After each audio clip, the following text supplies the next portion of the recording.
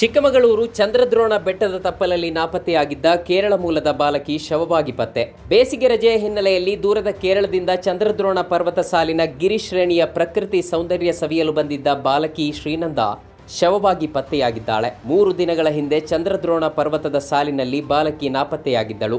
2000 ಅಡಿ ಆಳವಿರುವ ಮಾಣಿಕ್ಯಧಾರದಲ್ಲಿ ಶ್ರೀನಂದ ಮೃತದೇಹ ಪತ್ತೆಯಾಗಿದೆ ಎಂದು ತಿಳಿದು ಬಂದಿದೆ. ಕೇರಳದ ಪಾಲಕ್ಕಾಡು ಮೂಲದ ಅಪ್ರಾಪ್ತ ಬಾಲಕಿ ಶ್ರೀನಂದ ನಾಪತ್ತೆಯಾಗಿ 3 ದಿನಗಳಾಗಿದ್ದವು. ಕೇರಳದ ಪಾಲಕ್ಕಾಡು ಮೂಲದ SSLC ವಿದ್ಯಾರ್ಥಿನಿ ಶ್ರೀನಂದ ತನ್ನ ತಂದೆ ತಾಯಿ ಹಾಗೂ ಕುಟುಂಬದವರೊಂದಿಗೆ ಕಳೆದ ಮಂಗಳವಾರ ಚಿಕ್ಕಮಗಳೂರು ಪ್ರವಾಸ ಕೈಗೊಂಡಿದ್ದರು. ಚಿಕ್ಕಮಗಳೂರು ತಾಲೂಕಿನ ಬಾಬಾ ಬುಡನ್ ದರ್ಗಾಕ್ಕೆ ತೆರಳಿದ ನಂತರ ಮಾಣಿಕ್ಯಧಾರ ಜಲಪಾತವನ್ನು ವೀಕ್ಷಿಸಲು ಶ್ರೀನಂದ ಕುಟುಂಬಸ್ಥರು ತೆರಳಿದ್ದರು.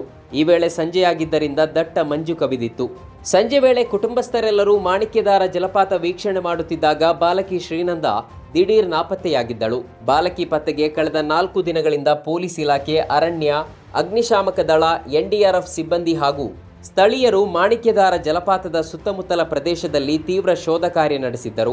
ಶುಕ್ರವಾರ ಮಧ್ಯಾಹ್ನದ ವೇಳೆಗೆ ಶೋಧ ಕಾರ್ಯಾಚರಣೆಯಲ್ಲಿದ್ದ ತಂಡಕ್ಕೆ ವಿದ್ಯಾರ್ಥಿನಿ ಶ್ರೀನಂದ ಮೃತದೇಹ ಮಾಣಿಕ್ಯಧಾರ ಜಲಪಾತದ ಸಮೀಪದ ಕಂದಕದಲ್ಲಿ ಪತ್ತೆಯಾಗಿದೆ.